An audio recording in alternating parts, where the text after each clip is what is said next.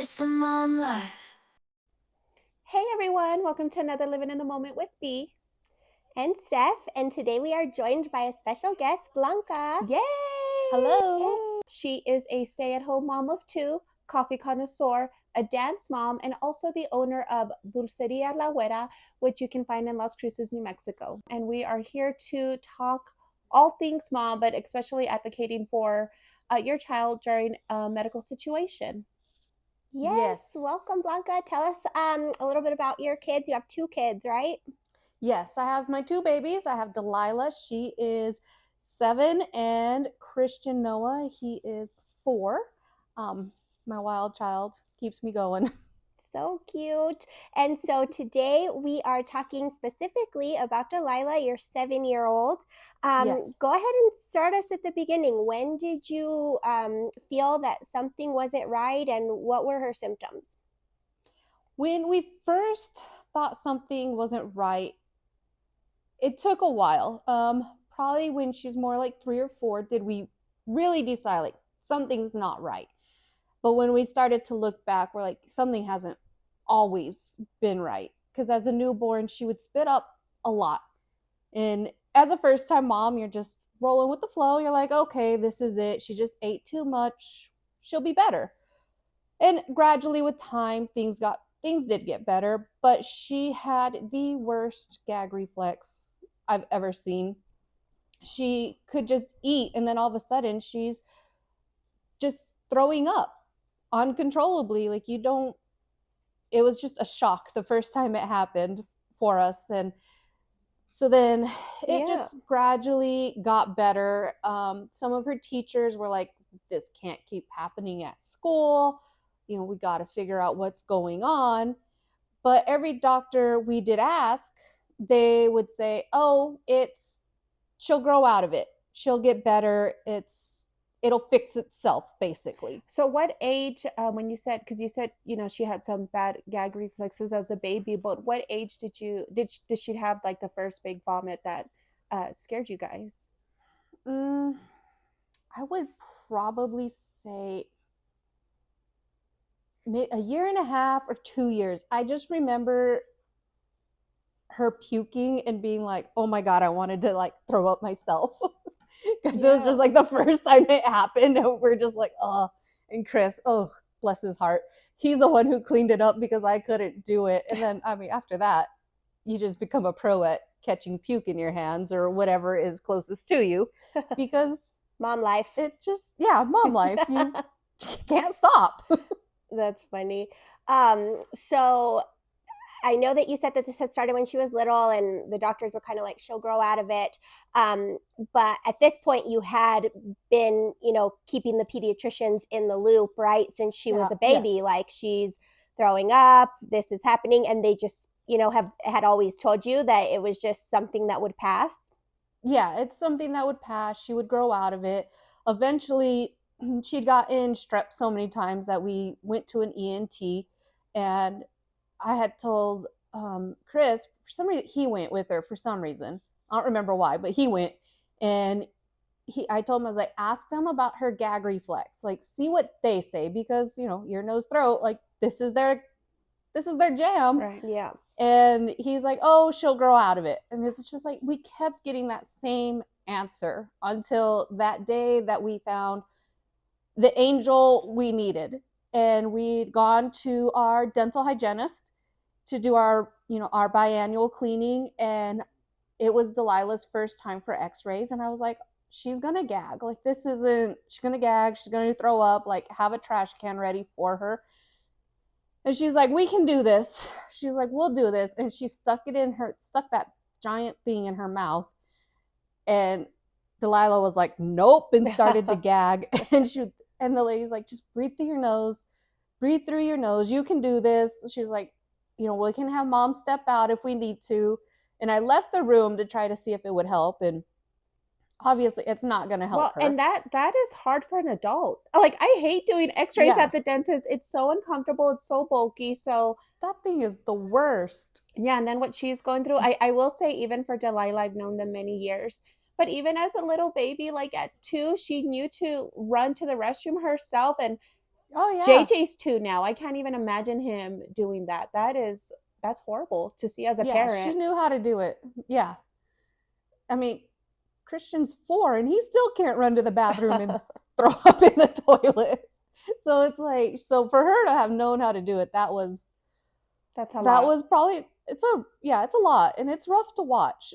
But once our hygienist had finished, she was like, okay, she was like, I want you to go see a different dentist.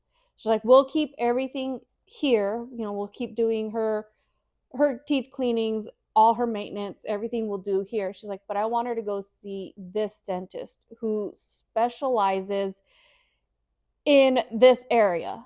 And she was like, because she was her name's Renee, and Renee is a myofunctional therapist. She wasn't an active myofunctional therapist, but she had the licensing and the schooling for it all.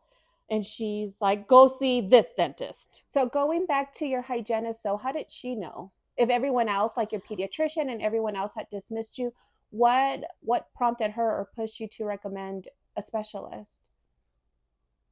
That gag reflex, the way she breathed, just all like just looking at her mouth and the muscles and everything, because she is a certified myofunctional therapist, so she knew what to look for. Oh, that's Renee. Renee is the dental hygienist who is the certified. Okay. And she's the one that was like, yeah, you need to see a different doctor. Yeah, she's like, you need to go see a different doctor. She's like, she's been to school like for this. She's focused in this area. She has a myofunctional therapist in her office. She was like, you will benefit. Delilah will benefit from this. Mm-hmm. And I was like, okay. And it was one of the scariest phone calls to make, because I don't know what's going on. I don't know I still don't know what's wrong. And I set the appointment and we go, and it's not long after her 6th birthday that we go do all these images. And they're taking pictures with the camera. They do an MRI. They have this little wand, this little magical wand that they can wave on the inside of your mouth. And it just was like image after image after image of her posture, her mouth, her head. And she was like, you got to give me a good 2 months to go through all of this. Oh my gosh. Like, okay. I was like, all right. So we set the next appointment and we finally sat down with her, and she was like, so she has craniofacial underdevelopment. And for Delilah, that particularly was for her jaw. Her jaw was underdeveloped. And that's her actual diagnosis. Yes, that's the actual diagnosis. Before you got there, were you there like, what is a myofunctional therapist? Like, I wouldn't know what that is. Like Googling, a storm.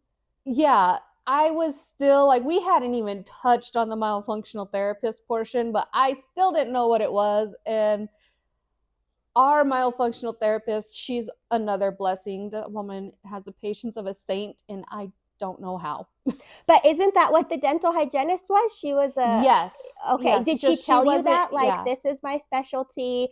She did tell me. Yeah, she did tell me this is my specialty, but she didn't go into it. Mm-hmm. And she was no longer an active myofunctional therapist. Oh, uh-huh. Because there's a lot there behind the scenes. There's a lot of stuff back there for them. Because myofunctional therapy is not something that's covered under your dental insurance, much less your medical insurance. What is it? All of it is... Can you tell us with everything myofunctional therapy is basically going to be the relearning of your mouth muscles and your facial muscles. And so for Delilah, she had to learn how to breathe through her nose again because she was a mouth breather. She had to stop sucking her thumb. What else was there? She had to learn how to chew with her 2 front teeth because she was using her side teeth, because she didn't have all the muscles she needed within her mouth to chew with her front teeth, to like tear her food with her front teeth. So it was like a lot of little things that she had adapted to over 6 years that now we have to go back and break all these habits for her. And I know you said that it's not covered under the insurance. It's because it's considered a holistic approach, right? I would imagine, but I don't understand. I never really asked why it wasn't, Oh, okay. but I just know that it's not. They don't It is cover considered a holistic approach, though, right? The myofascial Yeah, I think realm. so. Okay. So she was diagnosed with, you said, what was her diagnosis again? I don't want to misspeak. Craniofacial underdevelopment. Okay. And then that led to the referral for the myofunctional For therapy. the myofunctional therapist, yes. Okay. She acquired expanders in her mouth. That was the physical portion of it for her, to reshape her jaw, to pull her jaw forward. And that just changed. It made it so that her airway was open more, which at the end of the day, we did have to have her tonsils and her adenoids removed because they were blocking 80% of her airway. Wow. So that's a we lot. had to get rid of those so that she could breathe more, which helped in the end with her asthma. She hardly ever has issues with that anymore. So how old was she? So she got, just to kind of go back, she got diagnosed, and then did she do surgery first, or did she do therapy, or how did that? Because we started, it's a process because they have to go back in once we're like, okay, we'll finally do it. And it took us a couple months for us to be like, fine, we're going to do this, because we were so unsure. And then the cost of it all, because it's not cheap. It was costly, but in the end it was worth every last penny we spent. But we had to go back for more imaging so that they could rewand her mouth, and then they made her expanders based on those imagings. We got those put in. We started therapy in November of 23. We had her expanders put in by December of 23. Then she had surgery in March of 24. And that was to remove the tonsils, the adenoids, clip her lip because she had a double tie at the top of her lip, and then clip her tongue to release her tongue so that she had more movement in it. And then we just carried on through everything. She finally got her expanders removed in November of 24. And how old is she in all of this? So we started imaging when she was 6. So she's 7 now. So she was about 7.5 by the time we got everything taken out and done. I'm like, oh my God, that poor little guy. So like I said, I've known them for a very long time. We all thought the same thing. Like maybe she's just eating too fast, because anytime she would eat, in one particular time, we had gotten pizza. We were all eating together, and Delilah just instantly, like she did eat her food fast, but instantly started throwing up right after. Yeah, because she's also notorious for taking giant bites. That, again, habits, gotta break them. So we would, for the longest time, we did think like she's taking too big of a bite and it's like choking her going down. Like that was our thought process as she's like gagging and throwing up. But now that she's better, she still takes her giant bites, which we're still trying to break the habit, but she no longer gags and throws up. Because when you gag, you're protecting, your tongue moves back to protect your airway. Well, and she's only going on 20%. I'm like, what? Like, yeah, that's torturous. Oh my gosh. And then when you imagine so when you're congested, that's the easiest way to put it. So when you're congested, you're trying to eat and then breathe through your mouth at the same time. Like that was Delilah's life for 6.5 years. Oh, poor baby. That's horrible. Which really shows you how like resilient kids are, that she was able to adapt to her circumstance. She never knew any different, and her body and herself and her mind just figured out a way to, make it livable for her for the best she could. And that was her therapist. That was one of the things she said. She's like, she has learned how to adapt for all this time. For 6 years, she learned how to adapt, to breathe, to move. She was like, she's exhausted. By the time she's done with her day, she goes to school, she goes to dance, all these little things. She's like, so by the time she gets home, she's done. Oh my God. Right. And then she's not sleeping well because she's snoring, she's sleepwalking, she's breathing through her mouth. Like all this stuff just takes extra energy for her. Mhm. So it wasn't easy, but she learned. And once we got those expanders in, and it was painful at first, and I just had to keep telling her, I was like, you got this. I was like, you are the strongest girl I know, because there's probably no way I could do this in a million years. No, that's not. I was like, you are so strong. And what? And she did it. Yeah, no, so proud of her. What did therapy look like? And were you going somewhere for the myofunctional therapy, or were you doing some at home? What did that look like? I know she had surgery, but after that, 90% of it was at home. So we would do our stuff here at home. She would, when we first started out, it was just like rinsing out her nose with saline water, just pushing out all the boogies, making sure everything was good. And then it would be just simple stuff like she had to brush her palate, she had to swoosh water around to like activate the muscles in her mouth. What else? She would do like tongue snaps, lip pops. Eventually we graduated. Now we do it once a week at home. And it's just like she has to do food chews. So she has to make sure that she chews her food a certain amount of times, activating her muscles, making sure that she uses her front teeth because she hates to use them. That habit again. She has to blow up a balloon because she had to learn with a balloon, you can't breathe through your mouth, obviously, while you're blowing it up. So it forces her to breathe through her nose, hold the air in the balloon. Like it's all these little things that you take for granted. Like we know how to do it, but it's stuff that we, knowing how to do it, we take it for granted because she's having to learn how to hold the air in this balloon while also simultaneously breathing through her mouth or breathing through her nose. I'm sorry. So she's got to do that. She still does her lip pops. She has this little bite block that she puts in her mouth, and she has to move her tongue around it to get the muscles in her tongue moving. She massages underneath her tongue, like where it connects your tongue to the bottom of your mouth, that little webbing area. mm-hmm. She has to massage that. What else do we do? We put cotton rolls in her upper lip and her bottom lip, and she has to keep her mouth closed. So again, it forces her to breathe through her nose. And that's our time where we just sit and we read and we just hang out together while she's doing all of this. And then we would see her therapist.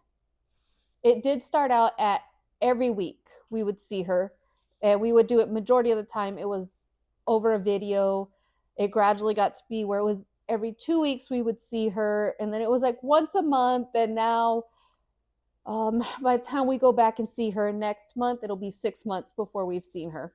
And I know you and I, because we've discussed it before as well, but she had to do the saline every day, and Yes. you had to help her and do it with her and show her it was okay. And yes, that one was tearful. Yeah.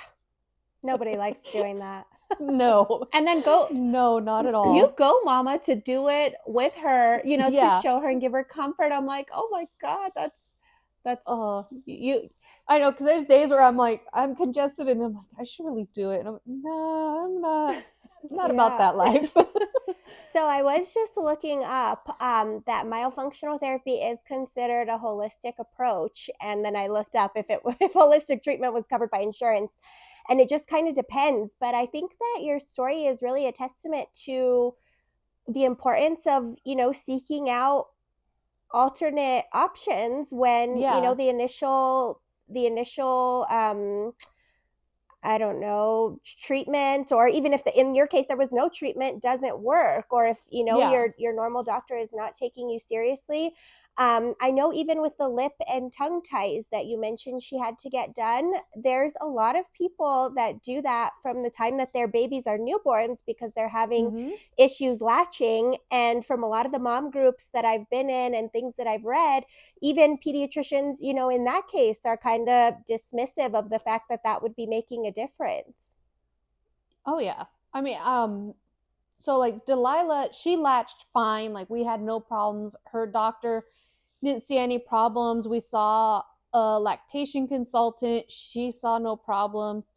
So like she was fine. But like I know my nephew, he also had I think he had a tongue and a lip tie. I'm not 100% sure. But my brother waited till he was 8 to do it. Oh my gosh. To like get it clipped because they eventually were like, he needs it because it affects it's going to start to affect the way he speaks. pronunciation, So, right? Yeah. So my brother waited for the longest time, and I was like, oh, I couldn't even imagine. I also think it depends who you see because same thing with JJ. He wouldn't. Everyone's different, and he like JJ wouldn't latch when he was newborn, and they had a doctor come in and she said, I think he has a tongue tie. We're okay to cut it while he's newborn. It's the fastest, easiest way. Their pain receptors aren't fully on. That's what they told us too about like circumcision. That's why they do them right away the first few days they're born. But then I was like, okay, let's do it because I don't want it to affect his language and pronunciation as he gets older. My husband was not about it. And so we did get a second opinion, and that second doctor said, no, I don't think he needs it. And sure enough, he did latch on. But yeah, getting a second opinion, I mean, I say it never hurts. Right. Yeah. Definitely. And the whole experience has even helped you for future issues with her, right? I know that she, you had told us before that she was having troubles with headaches. Yeah, she has migraines. So that's, and it has nothing to do with, sadly, with all this other stuff that she's got going on. The two don't go together. There for a while, her dentist did think it was, and so she's like, let's get this expander out. Because you have, in that holistic approach, she's like, you have the metal in her mouth, and it's just, it's going into her bloodstream and all this other stuff. She's like, let's get it out. Let's see if the headaches go away. Let's give her body a chance to just relax because she's been at this for so long. And I was like, all right, let's do it. But it didn't help. But so when she had started with the headaches, I had taken her to urgent care because her pediatrician couldn't see her that day. And she was just like, Mom, take me to the doctor, please. And I was like, all right. So I took her, and that urgent care doctor, he told me that she was faking it. There was a problem at school. Children don't get headaches. I shouldn't be giving her ibuprofen. And I was just like, you've got to be kidding me. Children like you can don't visibly get see, headaches. like, like you could what? visibly see, like she has a stuffed animal and she's just like this. And I'm like, what part of she doesn't feel good? Like, can you not see? And this was urgent care. This was urgent care. Yeah, this was urgent care. And I left there and I was so frustrated, and I called Chris and he was like, no. He's like, I'm not accepting this. And I was like, that's where I'm at. And I was like, I already called. I can't get her in to see her doctor till tomorrow. I was like, we just got to, hold on. And I don't know how she does this. Like, I don't know if she just has that high of a pain tolerance, but migraines knock people out. And this girl would not give up. I call into work.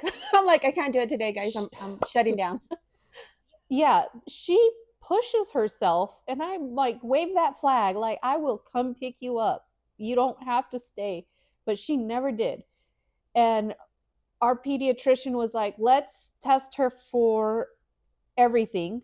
Let's see if she has something, the flu, COVID, RSV, strep. She's like, let's just make sure it's not one of these things. And I was like, all right. So we tested her. She ended up having strep, and apparently strep can come on with stomach aches and headaches. Oh, wow. And yeah, which I never knew that. Yeah, I didn't know that. Just an FYI, which that isn't even a pattern for Delilah. Delilah's pattern for strep throat is 9 times out of 10, she's throwing up. For some reason, I don't know. That's always been my, oh, great, she's got strep again. But so we did that, and she told me, she's like, let's start her on amoxicillin, and then we will, if she still has these headaches by Monday, she's like, call me and we're going to dig deeper. And I was like, okay. So we get through it. We're going through the amoxicillin. By Monday, she still has the headaches.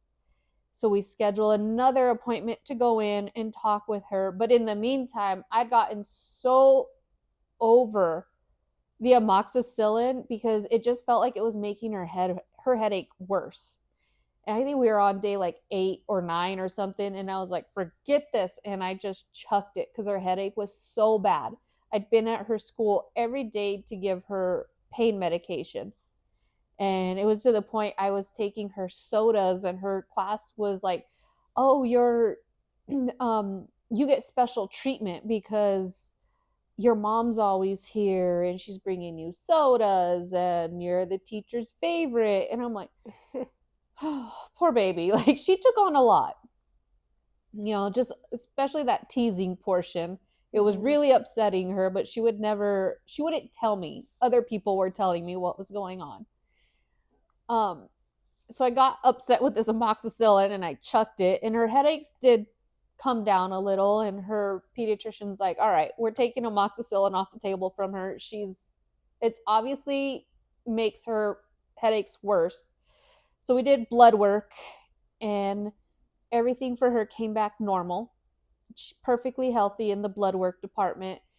So then we had to from there, we had to get her eyes checked again. Her eyes were perfect. Well, her prescription was perfect, not her eyes. Her prescription was perfect. And then from there, once I had all these little things taken care of, she's like, all right, now I can send you to the neurologist. Because if I hadn't done all of this, the neurologist would have questioned me. And I was like, okay. So then we get to the neurologist, and I mean, I'm having to teach this poor little 7-year-old how to advocate for herself. And I'm like, you have to, because I can tell them everything that you feel. I was like, but they're not going to believe me. I was like, you have to use that voice you have, and you have to tell them how your headaches feel, how they make you feel.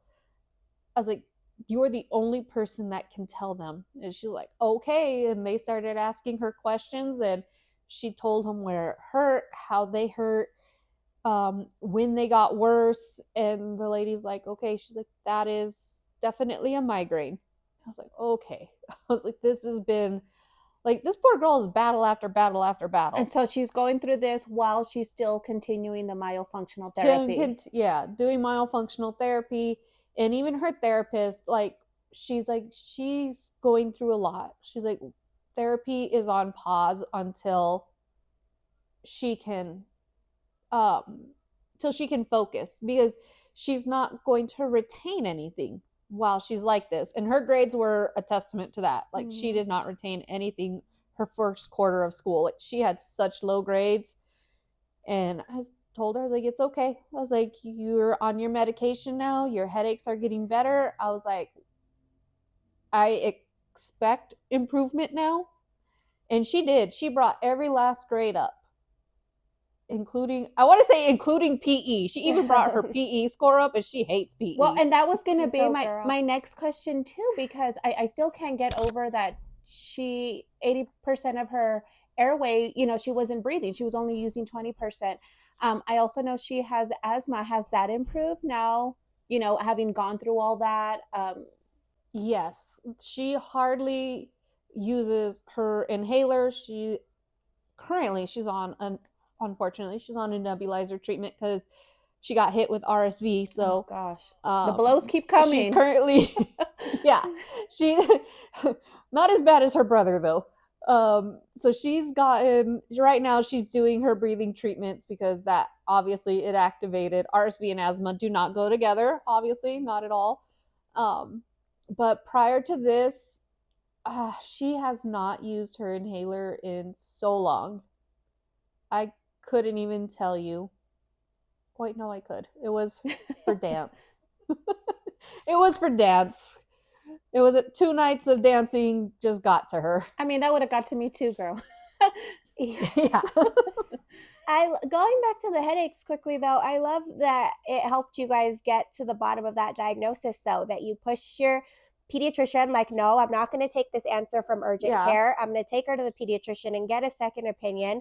The pediatrician did a full workup prior to sending her to the neurologist, and you finally got that diagnosis of migraines, which apparently is not common in kids, but you did that. And I feel that the whole initial part of this story with the myofunctional therapy and getting to that diagnosis helped you guys in advocating now from this point to get that a lot sooner than you guys were able to get the prior diagnosis. What advice would you give parents out there who feel intimidated or dismissed by medical professions? Because like Stephanie said, you were just going hurdle after hurdle, being ignored, and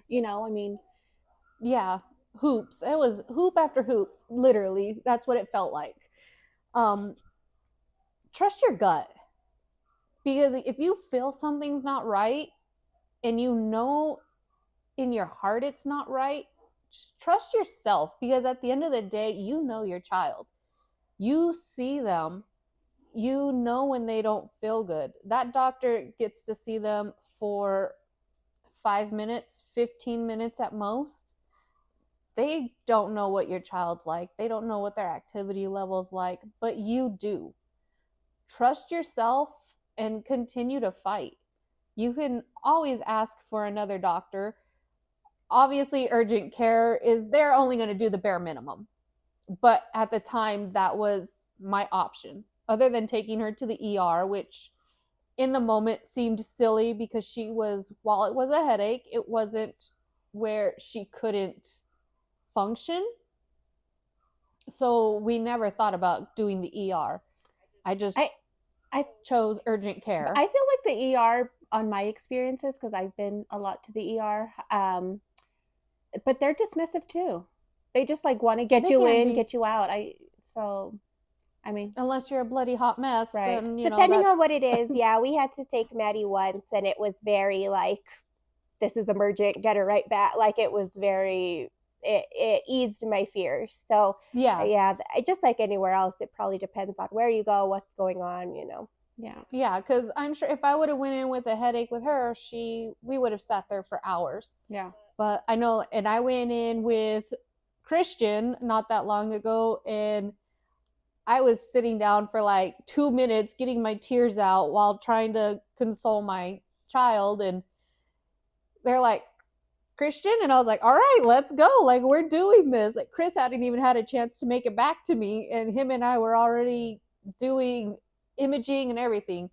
So it just depends on your case for the ER, which, it's not, the ER is always my last option. Yeah, and because you're surrounded by also a lot of sick kids and adults. All the other things. Yeah, that's scary. We're like, okay, we're about to enter a petri dish, guys. Hold your breath. I know. Yeah. Well, then let's come out with something extra. Right. And this is definitely not to, say anything about traditional medicine versus, different approaches. We appreciate doctors and the healthcare profession as a whole.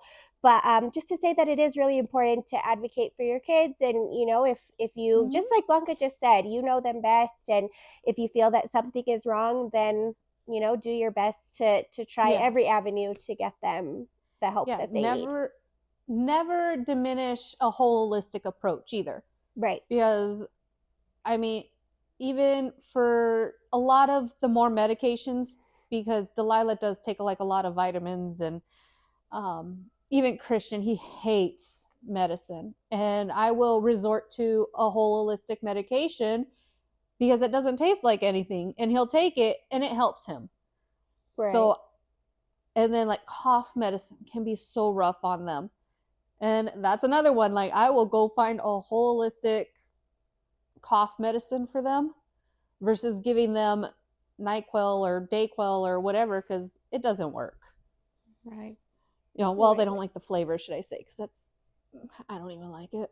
Right. Well, definitely. And thank you so much, Blanca, for sharing your story and sharing Delilah's story. We appreciate it. And we know a lot of moms can learn from it. And we've definitely learned something. So we appreciate you coming on. Yes, and before we let you go, I do want you to tell everyone, and we're going to link everything down below, but tell us a little bit about Dulcería La Guera, and what that's like. Because I am my testament, best candy, Mexican candy. Every time I'm in town, I get some, and you also ship, right? Yes, we do.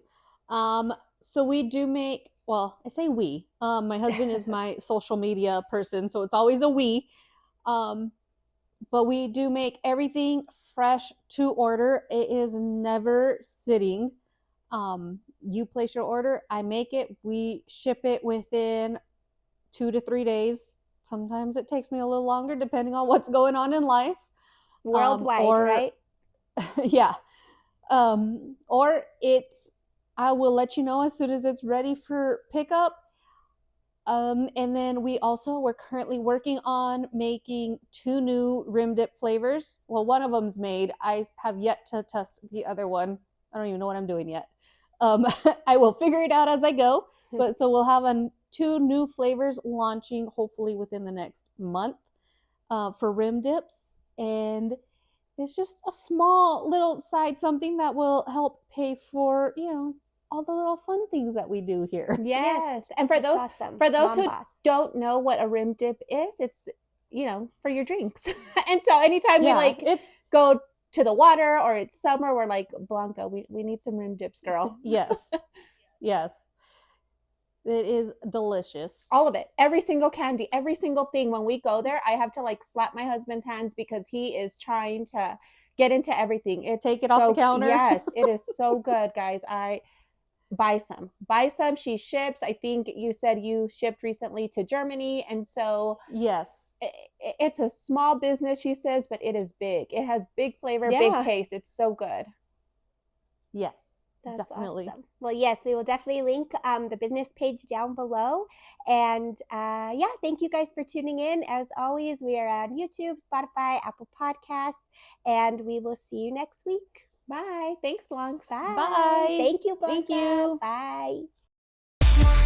Living in the moment, it's the mom life.